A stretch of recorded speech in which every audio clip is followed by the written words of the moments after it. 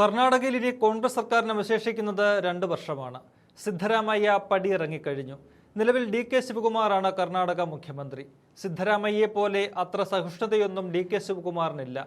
BJPയെ ഒന്നാകെ വാരിക്കെട്ടി കർണാടകയ്ക്ക് പുറത്തെറിയുമെന്നാണ് DK പറയുന്നത്. കർണാടകയിൽ BJPയെ ദുർബലമാക്കണമെങ്കിൽ ആദ്യം RSSനെ പൂട്ടണമെന്ന ബോധ്യം കോൺഗ്രസ് സർക്കാരിനുണ്ട്. അതിനുള്ള വഴികൾ തേടുമ്പോൾ വലിയ ഭീതിയിലാണ് RSS നിൽക്കുന്നത്. ഏത് നിമിഷവും നിരോധനമെന്ന വലിയ വാൾ തങ്ങൾക്ക് നേരെ ഉയരുമെന്ന പേടി RSSനെ ബാധിച്ചു കഴിഞ്ഞു. RSS സർക്കാർ തലത്തിൽ രജിസ്റ്റർ ചെയ്യണമെന്ന ആവശ്യത്തിൽ കർണാടക സർക്കാർ നിലപാട് കടുപ്പിക്കുകയാണിപ്പോൾ. കോൺഗ്രസ് ദേശീയ അധ്യക്ഷൻ മല്ലികാർജുൻ ഖാർഗെയുടെ മകനും ആഭ്യന്തരമന്ത്രിയുമായ പ്രിയങ്ക് ഖാർഗെയാണ് വിഷയം പരസ്യമായി ഉയർത്തി സർക്കാരിന്റെ ലക്ഷ്യം വിശദീകരിച്ചിരിക്കുന്നത്. ഇപ്പോഴിതാ കർണാടക നഗരവികസന മന്ത്രിയും മുൻ മുഖ്യമന്ത്രി സിദ്ധരാമയ്യയുടെ മകനുമായ ഡോക്ടർ യതീന്ദ്ര സിദ്ധരാമയ്യയും RSSനെതിരെ കടുത്ത വിമർശനങ്ങളുമായി രംഗത്ത് വന്നിട്ടുണ്ട്. ഭാരതമെന്ന രാജ്യത്തെയോ ഹിന്ദു എന്ന സനാതന ധർമ്മത്തെയോ RSS എന്ന സംഘടനയുമായി സമീകരിക്കാൻ കഴിയില്ലെന്ന് യതീന്ദ്ര സിദ്ധരാമയ്യ വ്യക്തമാക്കിയിട്ടുണ്ട്. RSSന്റെ പ്രത്യയശാസ്ത്രം താലിബാന്റെ ചിന്താഗതിക്ക് സമാനമാണ്. ഒരൊറ്റ മതവ്യാഖ്യാനം എല്ലാവരിലും അടിച്ചേൽപ്പിക്കാനാണ് അവർ ശ്രമിക്കുന്നതെന്നും മന്ത്രി ആരോപിക്കുന്നുണ്ട്. രജിസ്ട്രേഷനുമായി ബന്ധപ്പെട്ട പ്രിയങ്ക് ഖാർഗെയുടെ വാദങ്ങൾ യതീന്ദ്ര പിന്തുണയ്ക്കുകയും ചെയ്തിട്ടുണ്ട്. ഇതോടെ സർക്കാർ ഒറ്റക്കെട്ടായി RSSനെതിരെ രംഗത്ത് വന്നിരിക്കുകയാണ്.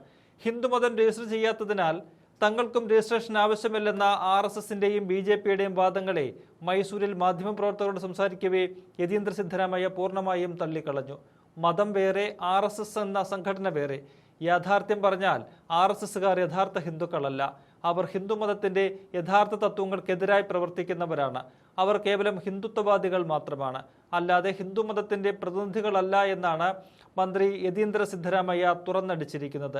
താലിബാൻ എങ്ങനെയാണോ ഇസ്ലാം മതത്തിന് ഒരൊറ്റ വ്യാഖ്യാനം മാത്രം നൽകിയ വൈവിധ്യങ്ങളെ അടിച്ചമർത്തുന്നത്, അതുപോലെ ഹിന്ദുമതത്തിന് ഒരൊറ്റ നിർവചനം നൽകി ഇന്ത്യയുടെ ബഹുസ്വരത തകർക്കാനാണ് RSS ശ്രമിക്കുന്നതെന്നും മന്ത്രി കൂട്ടിച്ചേർക്കുന്നുണ്ട്.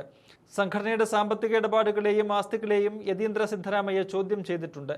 രാജ്യത്തിന്റെ നിയമങ്ങൾ എല്ലാവർക്കും ഒരുപോലെ ബാധകമാണെന്നും RSSന് മാത്രം പ്രത്യേക ഇളവുകൾ നൽകാൻ കഴിയില്ലെന്നും മന്ത്രി ഓർമ്മിപ്പിക്കുമ്പോൾ നിരോധനമെന്ന ബ്രഹ്മാസ്ത്രം പ്രയോഗിക്കാൻ ഇനി അധിക നാൾ വേണ്ടിവരില്ലെന്ന റിപ്പോർട്ടുകളാണ് പുറത്തുവരുന്നത്. രാജ്യത്തുടനീളം കോടിക്കണക്കിന് രൂപ വിലമതിക്കുന്ന ഭൂമിയും കെട്ടിടങ്ങളും RSSന് സ്വന്തമായിട്ടുണ്ട്. ഇത്രയും വലിയ ആസ്തികൾ വാങ്ങുന്നതിനും ലക്ഷക്കണക്കിന് പ്രവർത്തകരെ നിലനിർത്തുന്നതിനുമുള്ള പണം എവിടെ നിന്ന് വരുന്നുവെന്ന് പൊതുസമൂഹത്തിന് അറിയാൻ അവകാശമുണ്ട്.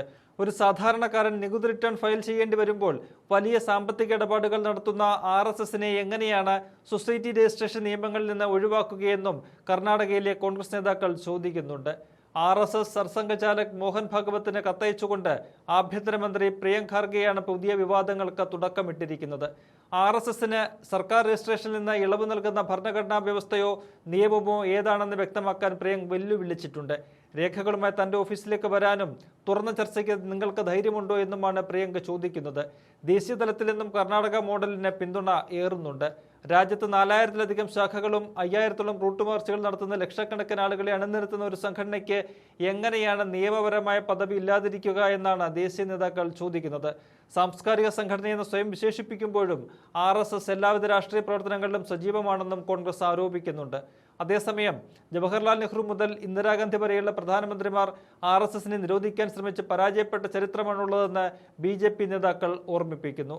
RSSന്റെ ശാഖകൾ ആദായ നികുതി നിയമപ്രകാരം സ്വതന്ത്ര യൂണിറ്റുകളായി അംഗീകരിക്കപ്പെട്ടതാണെന്ന് BJP വാദിക്കുന്നുണ്ട്. ഈ വാദം പൊളിക്കുന്നുണ്ട് DK ശിവകുമാറും കർണാടക സർക്കാരും.